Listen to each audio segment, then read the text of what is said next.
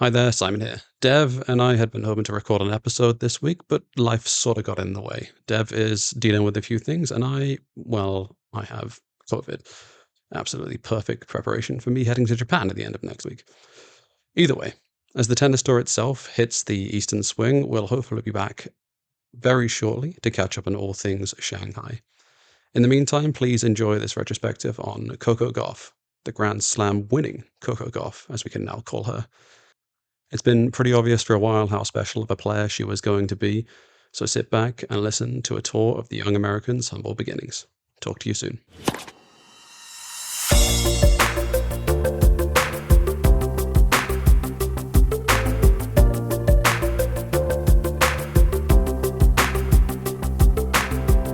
Hello and welcome to the Open Era Podcast. My name is Devang Desai and I'm joined, as always, by Mr. Simon Bushell. Bush, we're into the humid days of July, and yet you're complaining about a bit of a chill and a bit of rain? How dare you? Vancouver's cold at the moment, man. It's very, very chilly. For some bizarre reason, we've taken a turn for the chilly side of things in mid-July, which seems very, very odd for this time of year. I understand that you're experiencing the complete opposite, though.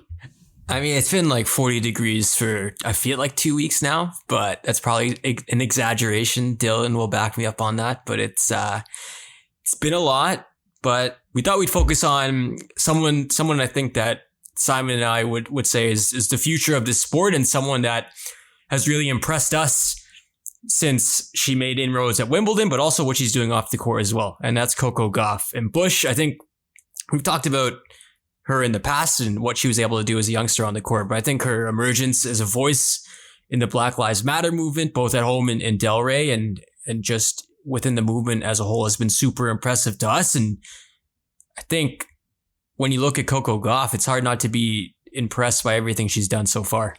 I think you're absolutely right. And I do think it's very poignant that you mentioned some of the clownery that's happening on the ATP side, and in vast contrast to some of the voices that we've heard out of these young women who have been taking a pretty big central stage on the WTA side of things on very, very poignant topics. Not least Coco Gauff, who has had herself a couple of weeks where she's been very much in the spotlight. She's been very much highlighted by the BBC and ESPN, who have done big features on her over the past couple of weeks. And I think that's her tennis side of things, but touching on things that she's done outside of the world of tennis. And I think she's really, really summarized a lot of the movement and the feeling behind Black Lives Matter. And she's had some really poignant and interesting things to say. So I continue to throw laudits and praise at our younger generation. But I think this episode will probably cover quite a lot of that as well. It certainly will. I think this conversation we're having today is about Coco Gauff and what she's done, but also the idea of the weight of expectations that I think tennis is singularly special in certain regards. I think across the board in sports, we talk about team prodigies and players that are somehow as good as they are, as young as they are. And it seems like they're getting younger every year. But I feel like there's a bit of a difference between, let's say, soccer, where you have some kids that are 18, 17 who break through and have some big moments. I think there's a difference between that and a team sport and kind of going out on your own and doing it like Coco Gauff has. Bush, I think, are you with me on that page though, where you think tennis kind of chews up its youngsters more maybe than other sports? No, I don't think necessarily that's true. I think that we have a long list in different sports of young athletes who have come out and have crashed fairly spectacularly at early ages. I think if you were to simply do a quick Google search for, child prodigies who never went on to do anything, I think there's quite a long list of those. I do think tennis has a fair share of them, and I think there are pretty big examples of that happening, but I wouldn't say that tennis specifically has more than other sports. I find it interesting. Like, we literally know about every bizarre dad or mom combo coach in tennis. Like, we have a good idea of who's especially wilding out on a given week, way more so than other sports. And I think it's a lot because in the team sport aspect, like, your coach or whoever's part of that organization will not put up with that outside of LeVar Ball and Unique's situation, I would say. But I think for the most part, tennis is such a an animal of the family and like who's around you. And I think that's also what makes Coco Gauff's journey from where she started to where she is now that much more intriguing. And we'll start in the early years, and she grows up in Atlanta. And I think like a lot of people in her generation, a lot of tennis players that are playing right now, Serena Williams is the inspiration. She's watching the 2009 Australian Open with her mom and her family. And she's like, you know what? I want to be a tennis player. She's quoted, "I wasn't much of a team person. I love tennis. I was so about it in the beginning, but when I was younger, I didn't want to practice at all. I just wanted to play with my friends. When I turned 8, that was when I played Little Mo. And after that, I decided to do it for the rest of my life." Little Mo is a big youth tennis competition in the United States. You heard me correctly, though. She was 8 when she won that. You're not supposed to be that young. And that pretty much kicks it off, Bush. It's like, all right, here we go. Here's the next prodigy. Definitely, yeah. And I think she touches on something that we don't often speak about in the world of tennis, which is because it is such an individual sport. And at that age, all you kind of want to do is hang out with your friends. I think you just want to be around people your own age and go and have fun with them. And I think that's why a lot of kids gravitate towards team sports. And I will go on record as saying I think team sports are incredibly valuable at an early age because they teach you a lot of things that are really necessary throughout your entire life, which is the beauty of teamwork, the beauty of picking each other up, or knowing that you're going to make mistakes and you have people around you that are going to be there for you. So it is difficult to go from a team sport, which is very family orientated, your family being the team in this case, to something where it is just an individual sport. And it's much more difficult, I think, to make that transition as a youngster. And I do wonder in some ways, it's not surprising that we have a decent crop of people who are a little unhinged in the world of sport, simply because of that reason, right? Because you get taken out of that environment where you are around your peers and you are around your friends who are able to look out for you and understand where your headspace is at and understand teaching you all the good things about how you should interact in society and in team sports. And that kind of gets taken away and it becomes part of you and you become a bit more selfish and a bit more individualistic in a sport like tennis.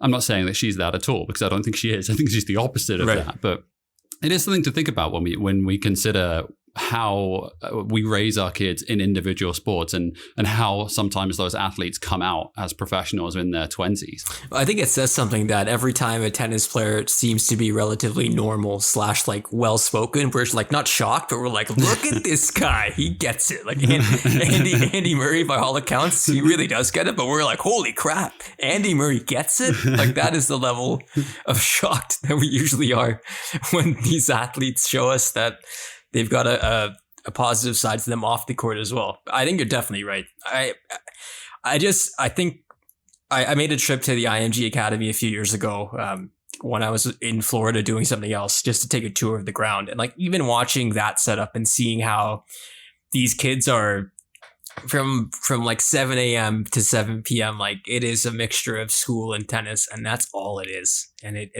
really wouldn't blame anyone for maybe being singular minded. And I think if you can emerge out of that with a variety of likes and things you like to do, like Coco Gauff had early, I think that's key. And the other side of this is we're talking about Coco Gauff emerging as a star really young. Her parents, who both had full-time jobs doing other things, at this point now decide we're gonna take a break from our careers, maybe a permanent break, and we're gonna go all in on this tennis thing with their daughter, and her dad becomes the primary coach. Her mom's the primary schooler.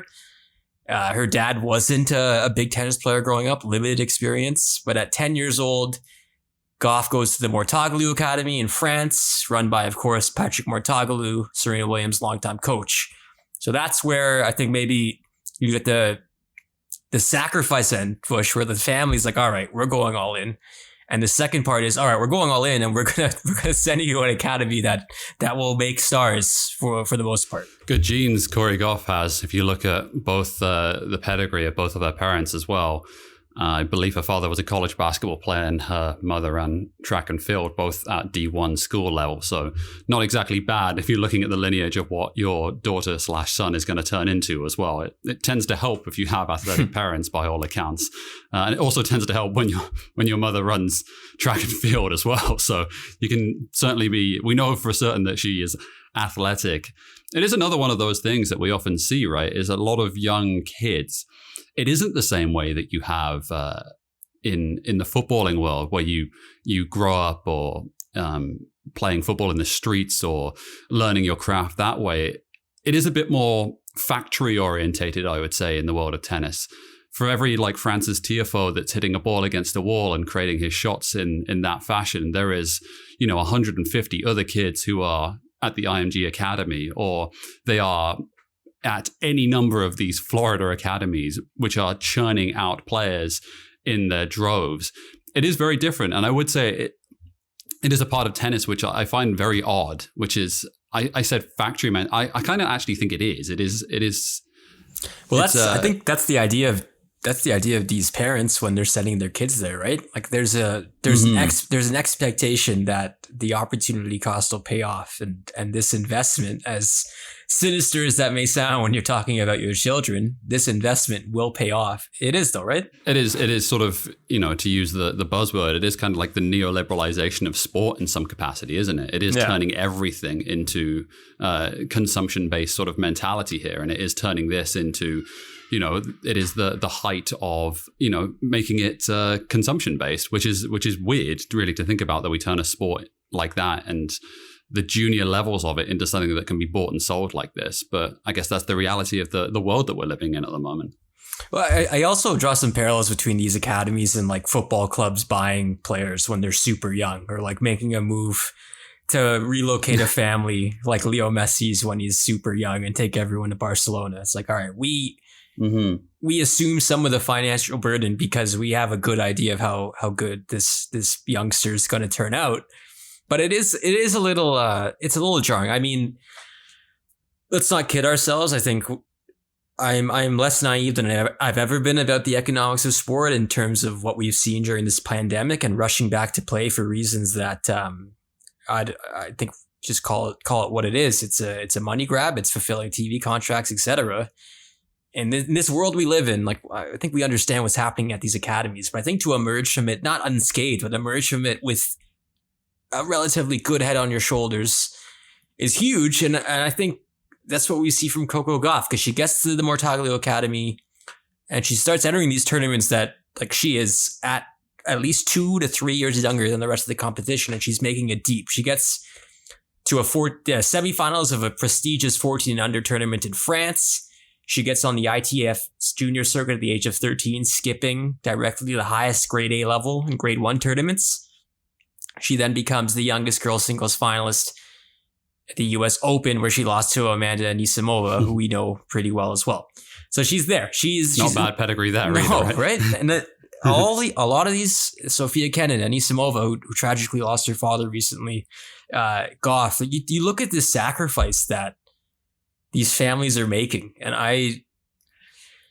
I feel like the pressure is singular to tennis in that way, Bush, perhaps then differently than what we've described as like this thing that sports does to people. I think the idea that like you got to do this because it's on you, it's yourself and your parents, and so like Sofia's Kenin moved from dad moved from Moscow to like make sure that she got the right training. Like the pressure that I think these kids must feel as well has to be immense.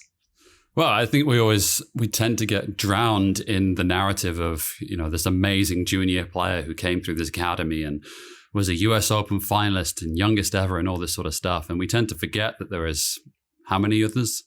Thousands upon thousands of players who are not that, who also make that sacrifice, who travel large distances, who leave their friends and family and basically do nothing, right? They get to a point where, and this becomes in stark focus when we see how difficult it is for the lower ranked players during the COVID pandemic, at the fact that you have players who are ranked 150 in the world. This is the 150th best player in the world. And basically they are being treated as trash, right? They're being treated as garbage by the sport that they play at.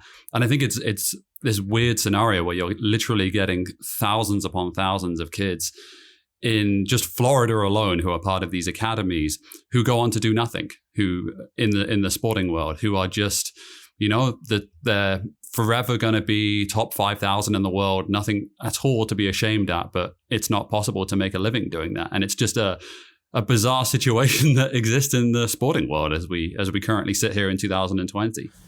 100%. 2018 first junior Grand Slam against her friend Katie McNally. Katie McNally also going to be an extremely good player. They're quite the doubles team, but Coco beats McNally in the singles final at the French Open.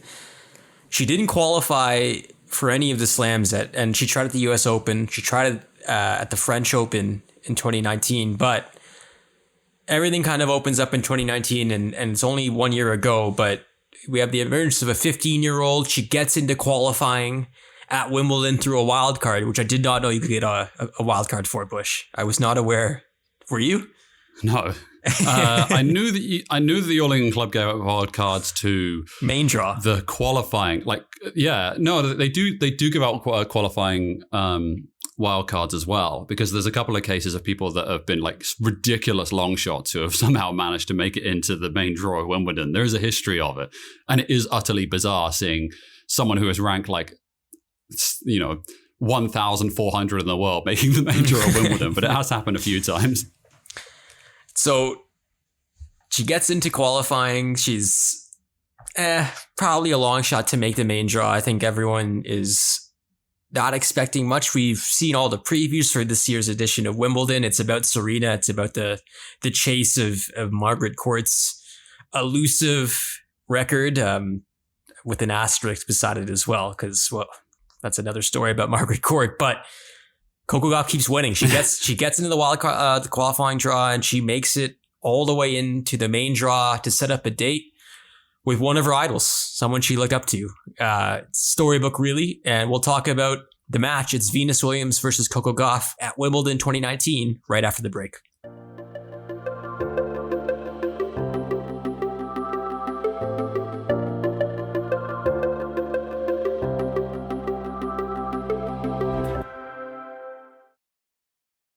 Welcome back to this episode of the Open Era podcast. It's everything about Coco Gauff and when she burst onto the scene in 2019 at Wimbledon.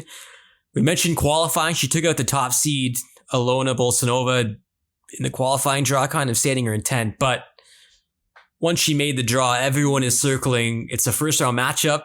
It's Venus Williams against Coco Gauff. Gauff is the youngest player to reach the main draw at Wimbledon at the age of 15 years and 3 months. We get a bit of an atmosphere check from the commentary team on court 1 right now.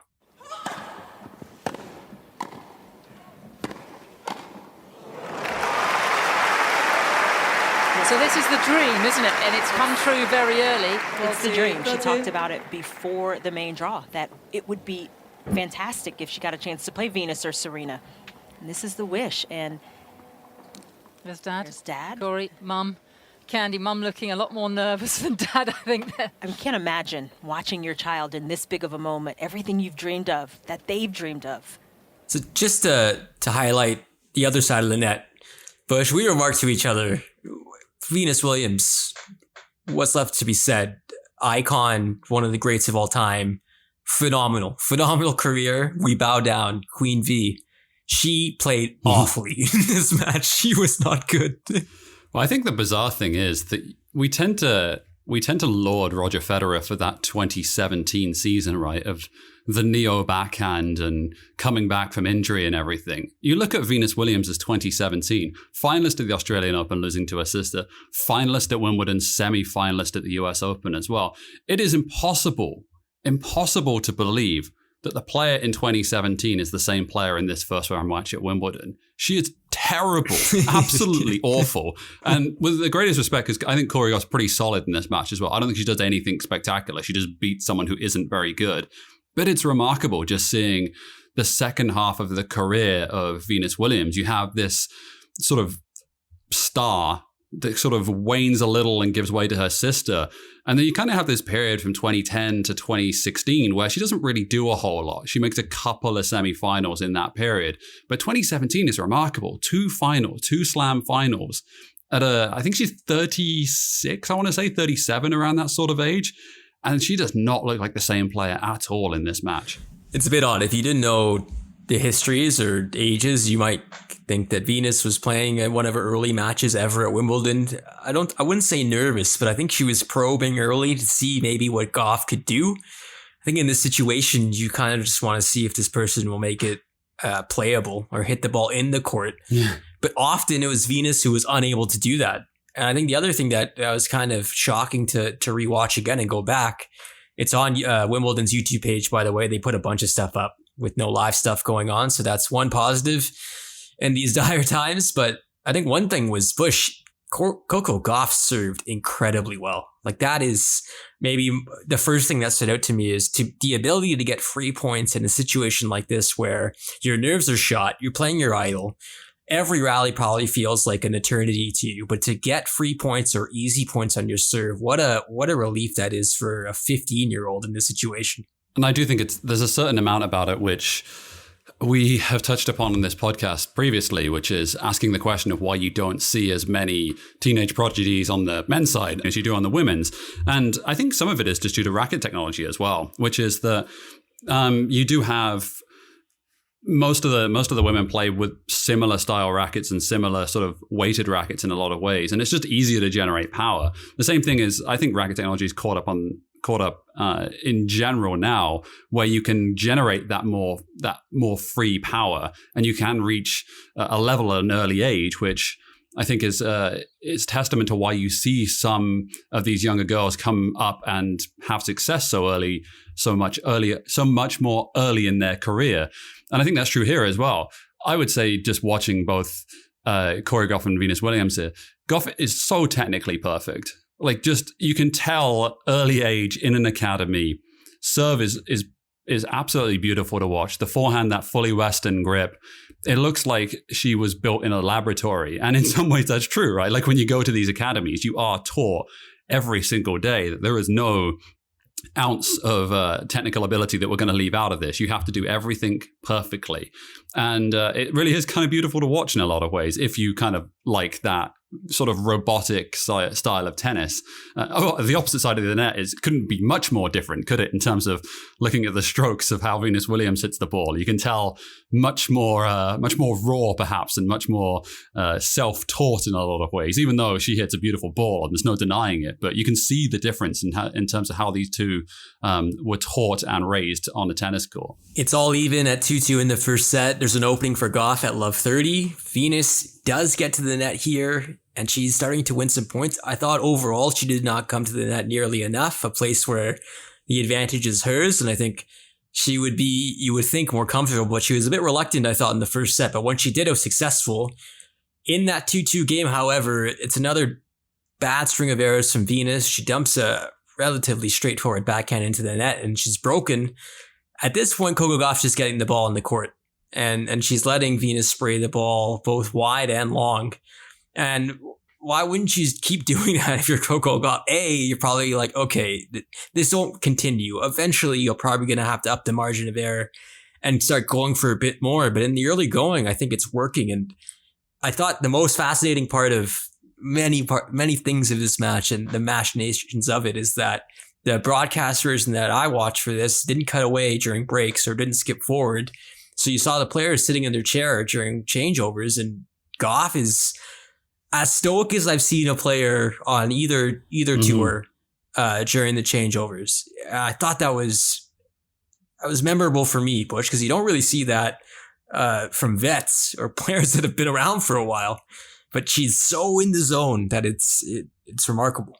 Yeah, she's got a really, really strong stare, doesn't she? If you watch her at the changeover, it looks like she's in a trance. It's that level of sort of just calm and staring forward and trying to clear your thoughts and stay in that mental zone. It's unquestionable, I'm sure, that she's done a lot of mental work. And I'm sure that at the Mortagalo Academy, they certainly teach their youngsters to do this stuff. But it certainly looks apparent when she's sitting down at that changeover. Very, very ice cold, staring forward and focused. It's quite fun to watch, actually, isn't it? Someone who is just that focused and that good at such an early age. In the contrast between her and her parents who are living and dying on every point, understandably so, I thought was hilarious as well. It's like their daughter is out there doing something literally 2 other people. One other person has done maybe.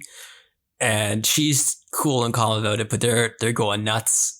Rightfully so. She takes the first set. It's really a match more defined by Venus making a boatload of errors and Coco holding her nerve. I think it's a wild swing when you consider what we thought coming into that match, at least back then, where it was very much an idea of, can this kid really handle the moment? And she does that then more than regular. She takes it up a notch. It's 6-4. She's in the driver's set. Pretty cool scene at the end of the set. She hasn't blinked for a second, has she? Can you believe it? It's 2 set points here for Gauff.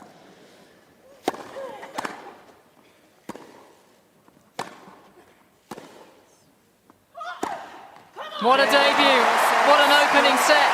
And it's Gauff who takes it by 6-4. Coco Gauff in the first set, 79% of her first serves in. 2 unforced errors, 10 winners. You'll notice that set ended with a Venus error backhand into the net, which pretty much sums up how that went down. I mean, Bush, you're watching it again, ho-hum. It's just another set. If you attach 2 different names to this and plugged in on either side, on any tour, 2 random names, you've seen this play out many times before, where one player is simply just not making enough shots to stay in points long enough. And yet, I think when you add these 2 names, it's a lot more significant. I think you're right. If you do remove the names from here, this is very, very basic stuff. This is just one player who is better than the other, just putting the ball in play. Very, very comfortable, much more solid off both wings. And you mentioned the 13 unforced errors from Venus in that first set. Probably a good 90% of them come off the forehand wing as well. It's wild. She's all over the place on the forehand side. I don't know what was going on this day, but she looks a lot better off her backhand wing at least. At least it's keeping her in points. And I think if that shot wasn't working as well as it was, this would have been much more one-sided than 6-4 would lead you to believe. Gauff's just really, really solid, honestly, in this first set. And if that's the takeaway you want to make from it as a 15-year-old playing on center court for the first time, you could do a lot worse than being solid in your very first set at a Grand Slam. I think it was court 1, but I also genuinely believed it was center court because everything looks the same now, but I think it was court 1. Not to take anything away from what Coco Gauff is doing out there, but you get the first kind of hit of adversity maybe in Gauff's first service game. She goes from 40 love to deuce. And then right after that deuce, we get to deuce. Probably one of the more defining moments of the match, I thought, is Gauff and Venus slugging out from the baseline. And Gauff coming out the better. This is right after she double faults back to back, right after it kind of looks like she's faltering a bit. First real sign of trouble, and yet the next point, it's not a short, lucky, maybe unforced error from Venus that caused it. It's a long rally. It's a rally that you would probably think Venus is going to come out ahead of, and yet it's not. It's Gauff, and I think we shouldn't have been surprised, but still, it was one of those moments you're like, okay, hold up, this might happen. Totally, yeah, and Venus Williams, Wimbledon champion, 5-time Wimbledon champion, right? Right, she's the one of the greats of all time, and she's going fearlessly from the baseline right after basically blowing what should have been an easy hold. Do you think, right? And I think it's that mental ability, and also she's got all the shots too, right? Not a bad combo. It's insane. And 5-time Wimbledon champion, 9-time finalist. She was in the final 2 years previous to this. It's unbelievable, really, just to see the difference in what this player is. It's kind of sad, actually, in a lot of ways, that this player just is completely not there anymore.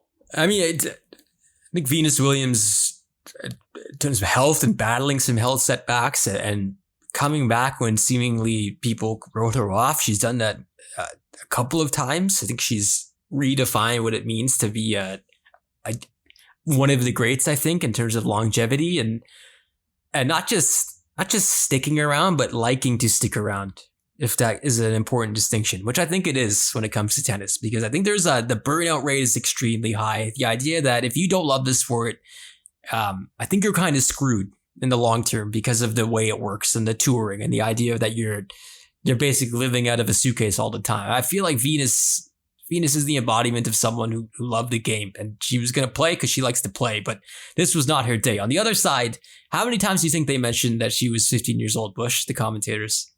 100 times? Yeah, and you can take your pick out of any like stupid stat that you want of like explaining the age difference. The one that I found the most amusing was the fact that Venus had been in 4 finals before Coco Gauff had been born, which I thought was very amusing.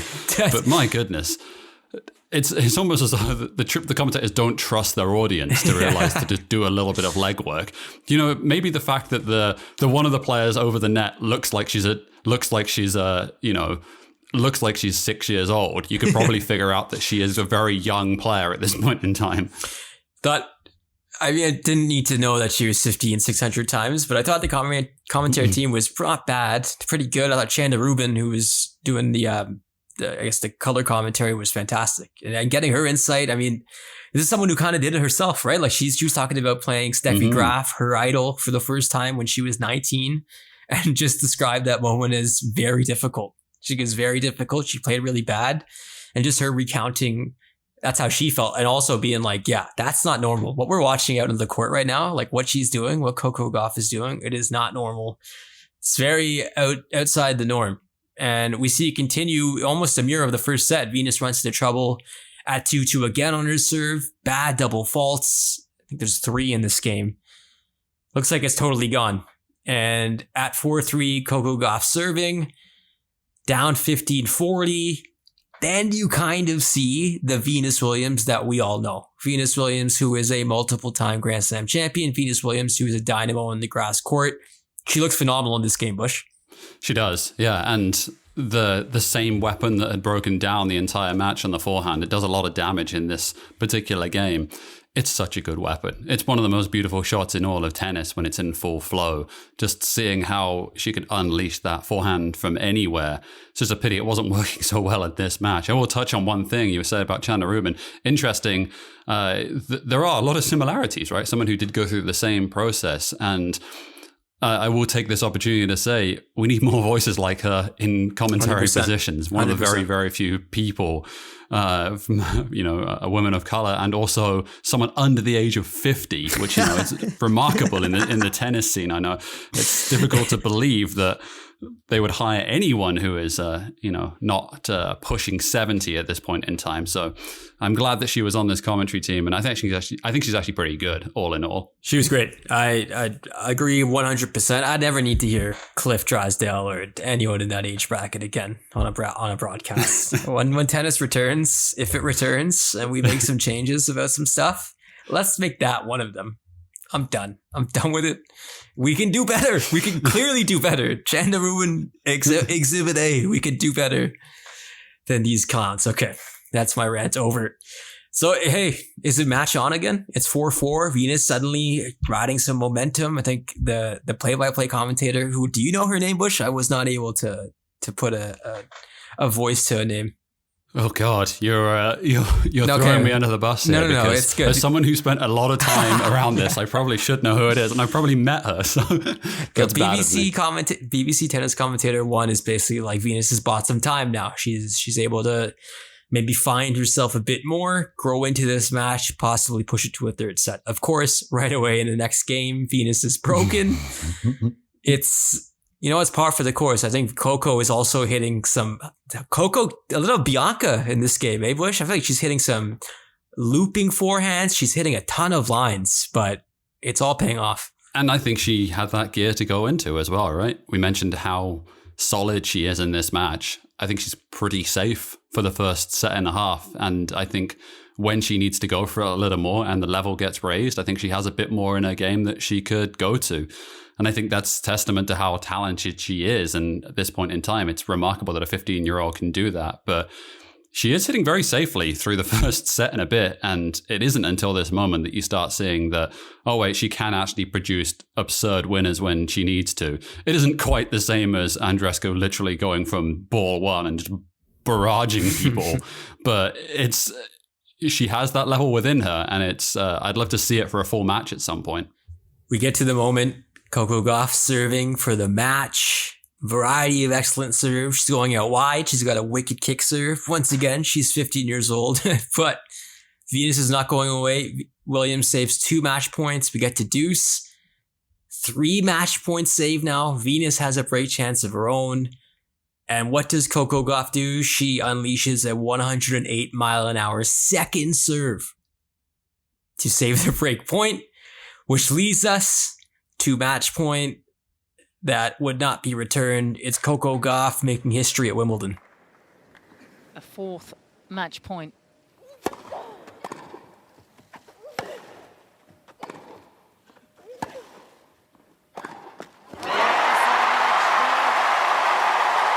It's a dream debut for the 15-year-old.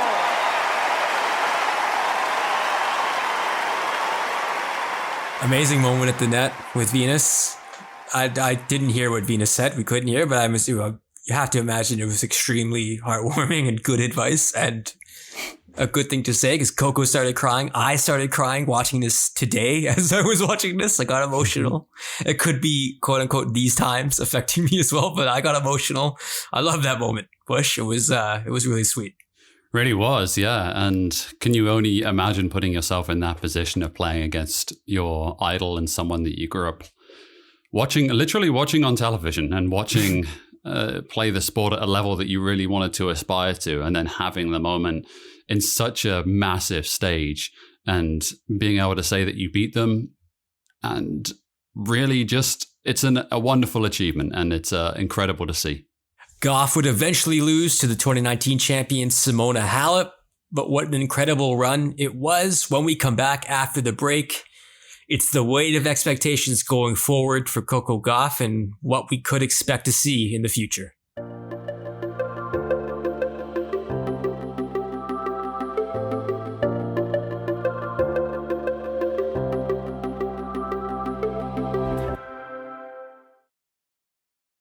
Welcome back to the Open Air Podcast. Coco Gauff, as Bush mentioned off the top, has been in the news recently. Even though there's no tennis going on, I think it's time to look back, profile some of the youngsters, some of the people that might be quote unquote next, as I think we seem to be obsessed with. But I think the one in the BBC I thought was, it took hyperbole to an extreme new level.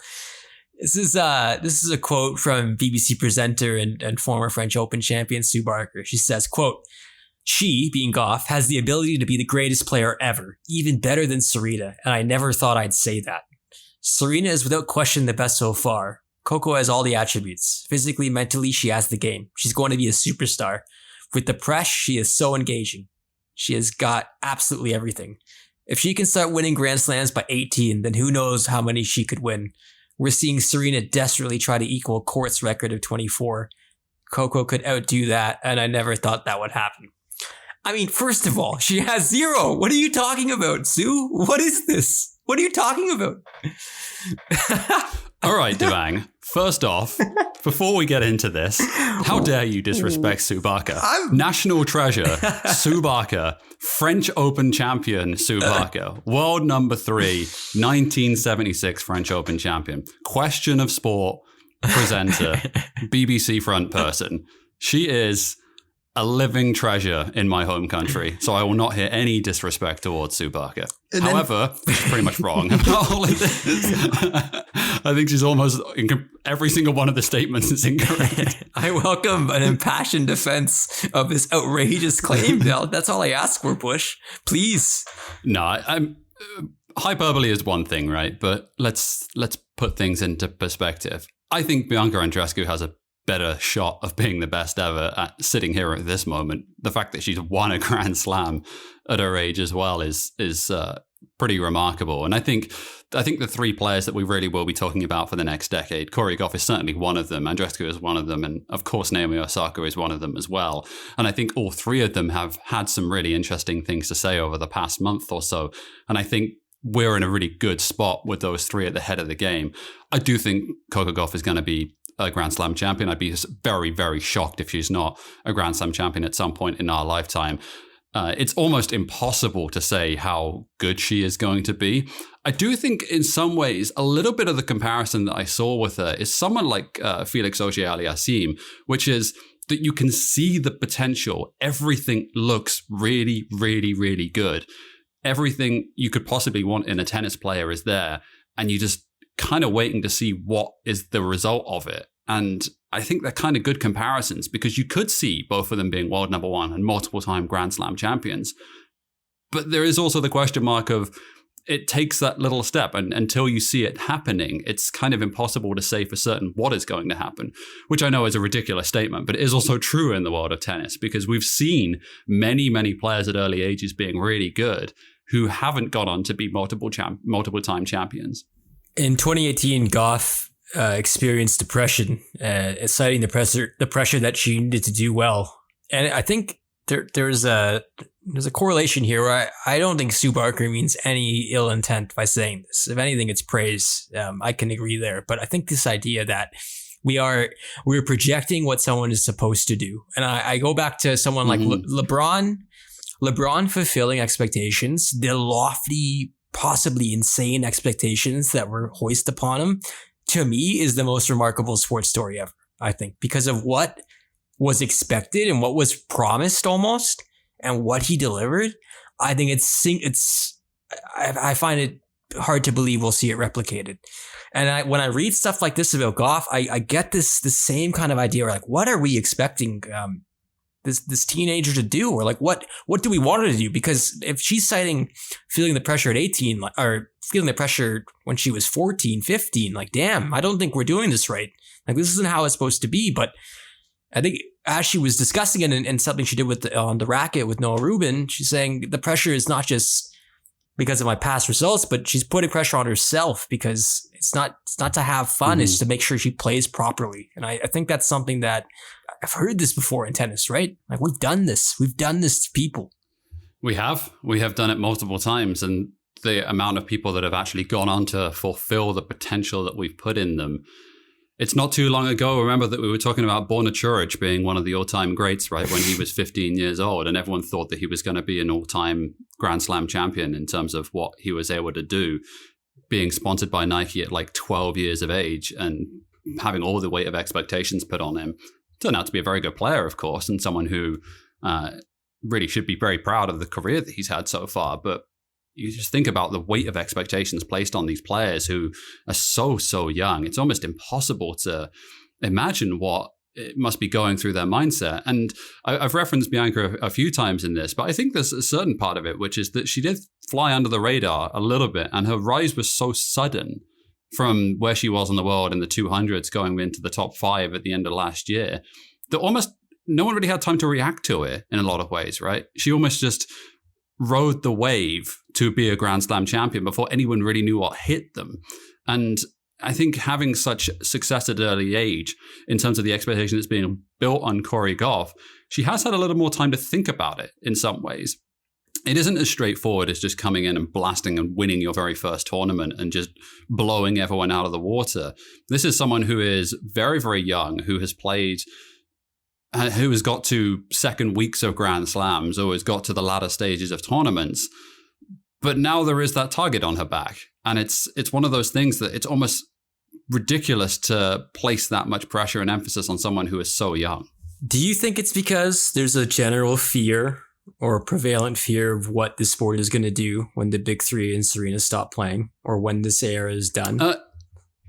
Yeah, so I think you're right in a certain sense. I also just think the fact that she's American, it's got to be one of the biggest factors in all of this, right? And I think if Coco Gauff is from, Austria or something, I don't know that the same expectations and weight are placed on her. Everything gets dialed up to 1 billion when it is involving an American player. You look at the way that they talked up Andy Roddick, right? Andy Roddick's very, very good player, of course, Grand Slam champion, world number 1, everything that you could possibly achieve in the world of tennis. But listening to the way that Roddick was elevated early on in his career, you would have thought this is like Pete Sampras prime levels of player who are coming in. And I think in a lot of ways, yes, having an American player who is young, who is very, very marketable, who speaks very, very well and has everything you could possibly want in terms of marketability, it goes with the territory, unfortunately. And I do think there is an element to that which is unfortunate.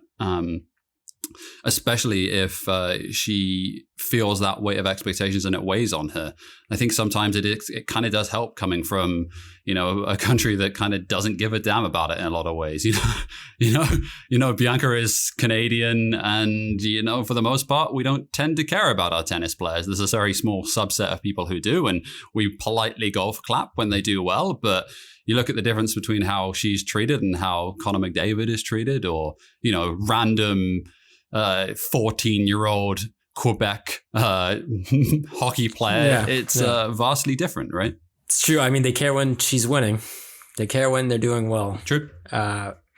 I go back to that 2020 fourth round match at the Australian Open where Sophia Kenin and Gauff were playing, and you would have no idea Sophia Kenin was American at all by the way the commentators were talking and how it was like all Gauff all the time. We're all in. This is how we get eyeballs on us, and I don't think they're necessarily wrong. I mean, she just beat Naomi Osaka in straight sets. Like, it makes sense, but you can definitely tell the machine is all in, and it's a lot. It's a lot. I mean, what do we know? We're way on the outside, and we don't have a day-to-day look into what it's like for Coco Gauff, but it seems pretty hectic for a 16-year-old who's balancing a lot in her life and speaking up about causes far more important than a sport that we like to watch. So I think we wish her well. I think tennis has a problem that I firmly believe is this, less so the idea that, like, I don't have an issue with the academy system where you can go get an education, you can play and train to be a tennis player. I don't have any issue with that, really. I think it's the issue of that these kids are often looked at as meal tickets or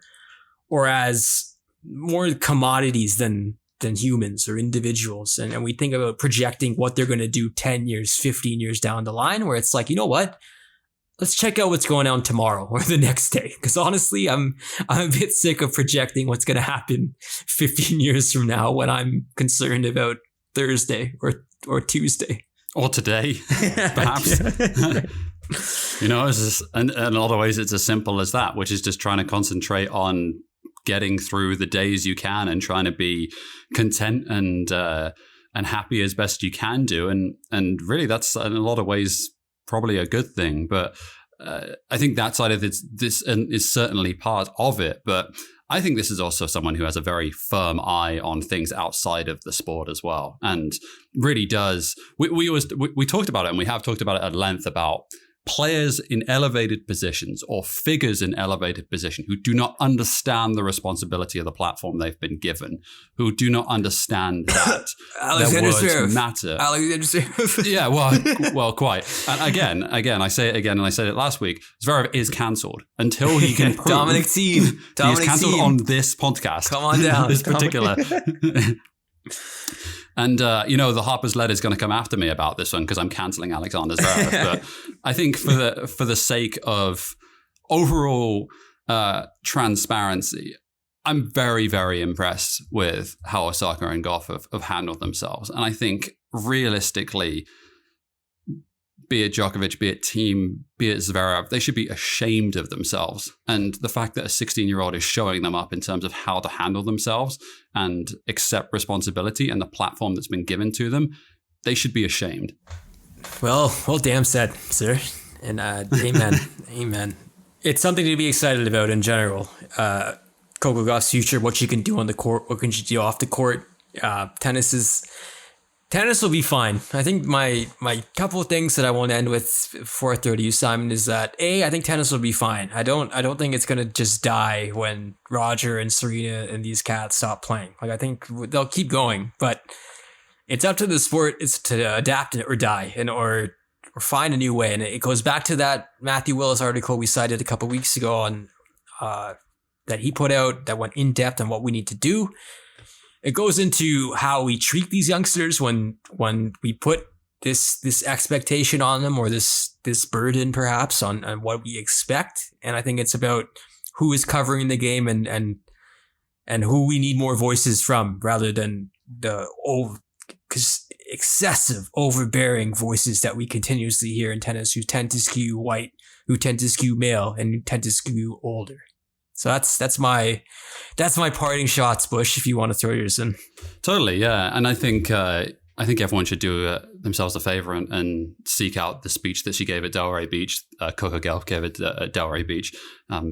Very, very poignant, very powerful, of course, and someone who really understands that in order to make change within society, it takes sustained effort and it takes actual action outside of the political sphere in a lot of ways, outside of a voting sphere. It takes place in terms of protest. It takes place in terms of organization and making sure that you have people lined up who. Sorry, Bush, but it takes it to places where people may not be comfortable with it either. And God knows tennis tournaments around North America probably are not the place you would expect to see BLM protests. But I hope that becomes a thing. Oh, totally right. And let's be honest. You would argue that outside of Serena and outside of Sharapova, you would argue that Naomi Osaka and Coco Gauff are probably the two biggest names in the women's sport, and both of them very, very, very outspoken on these issues.